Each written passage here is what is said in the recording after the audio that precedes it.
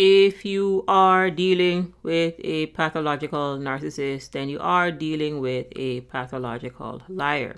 So you're dealing with someone that tells constant lies, and they'll even lie when they don't need to. So understand that pathological lying is not like telling little white lies now and then. If you're dealing with a pathological liar, then they are addicted to lying. Similarly, if you're dealing with someone and they are a pathological gambler, then they are a gambling addict. So if the narcissist mode is moving, then they are lying to you. Pathological narcissists are people of the lie, and they are lying to themselves, which also means that they will lie to you. Understand that at the core of narcissistic personality disorder, which overlaps with antisocial personality disorder, that which you may commonly call sociopathy and psychopathy, is that these individuals abandon their true selves in childhood for a false self, that which you call the ego or the mask. And the ego or the mask is what you were interacting with.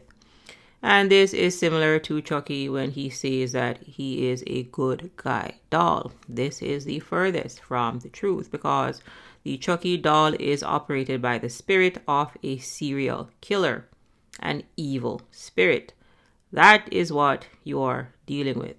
You are dealing with someone that is addicted to chaos, that is addicted to lying, that is addicted to connivery. They are con men, con women, con artists. That is what you are dealing with.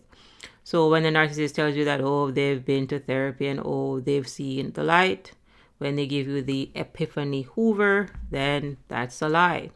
The entire abuse cycle is based on a lie, because you think that it starts off with love, but it doesn't. It starts off with a love bomb. And love bombing is the first step in the abuse cycle. It starts off with idealization. So understand that if someone is flattering you, then they are doing this because they're eventually going to you over. That is the abuse cycle. You cannot get into mutually beneficial relationships with pathological narcissists. They do not see you as their equal. They see you as being beneath them. So understand that they want their foot on your neck. This is the psyche of individuals that are stuck in victim abuser consciousness. They're based in their shame, and they cannot move past their dysfunctional pride, their dysfunctional grandiosity, and their false sense of superiority. So they believe that they are above you. They believe that you are beneath them. So understand that they believe that they are master, so you must be slave.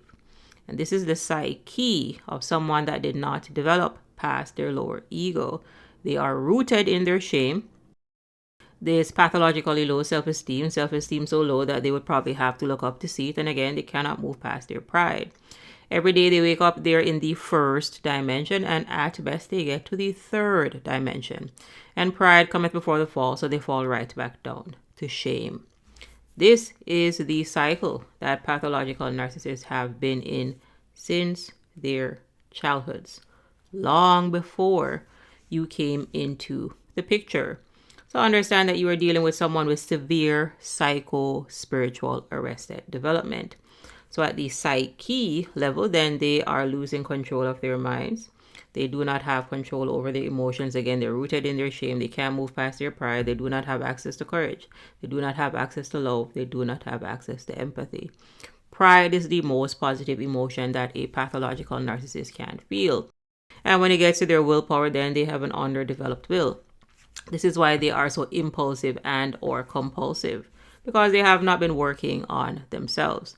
So they have severe psychological problems, but at the core of this disorder, it is because they abandoned their spirits in childhood for an ego, that which you call the mask. The ego is the false self. So understand that pathological narcissists do not want to take the mask off.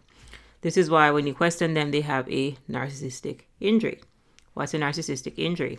It's when the pathological narcissist perceives a threat that goes against the false self, that goes against the ego, that goes against the mask. So they don't want to take the mask off. So what happens is when they have a narcissistic injury, they actually pull the mask even tighter onto their face because they believe that they are the ego. They believe that they are the false self. They believe that they are the ego, and the ego is a mind-made construct.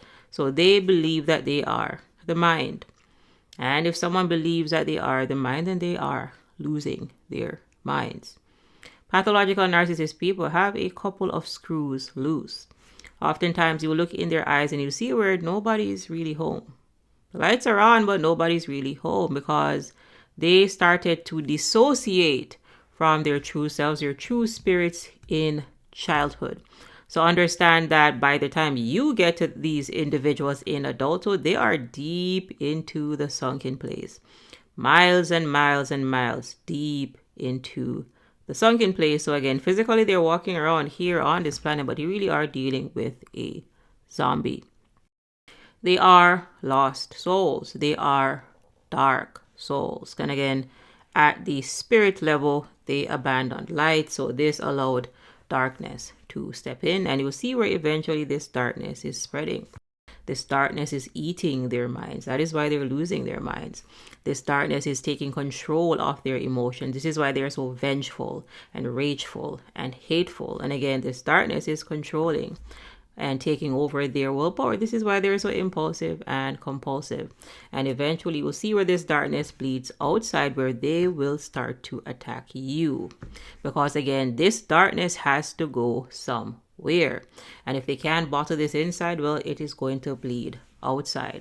And this darkness is going to manifest itself as lies, connivery, chaos, neglect, and abuse.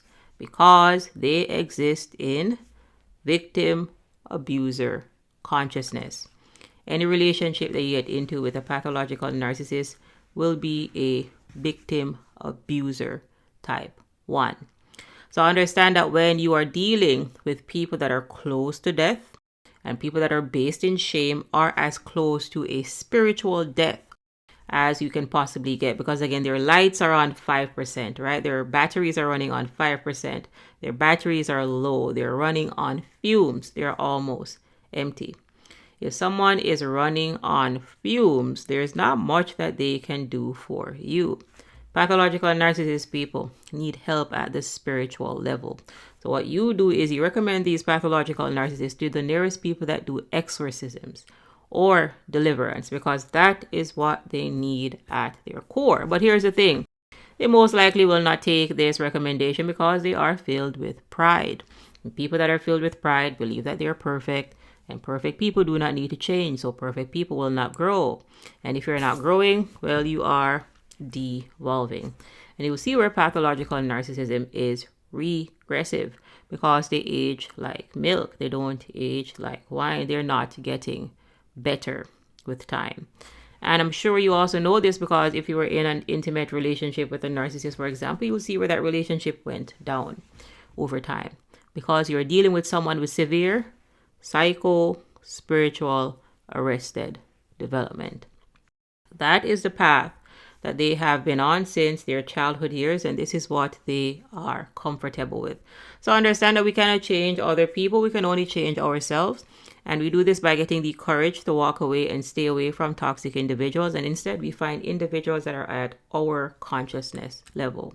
There are 8 billion people on this planet, and we do not all operate at the same level of consciousness. It is of the utmost importance that you learn to let go of the dead and bury the dead and find and commune with the living. If you keep hanging around with the dead, you will eventually start feeling like them. You'll eventually feel like you're losing yourself and you are a shell of yourself, because you're interacting with someone that is also a shell of themselves. Stop interacting with black holes. Find light workers. Find star seeds. Find bright, shining stars that are similar to yourself, and you will find these individuals in the 4th dimension or higher. Get the courage to ascend. Get the courage to walk away and stay away. And that really is the quick message for today, kind folks. Ensure that you're liking these videos. Ensure that you're subscribed for more important content. Leave a comment if you have a question, and I'll see you in the next video.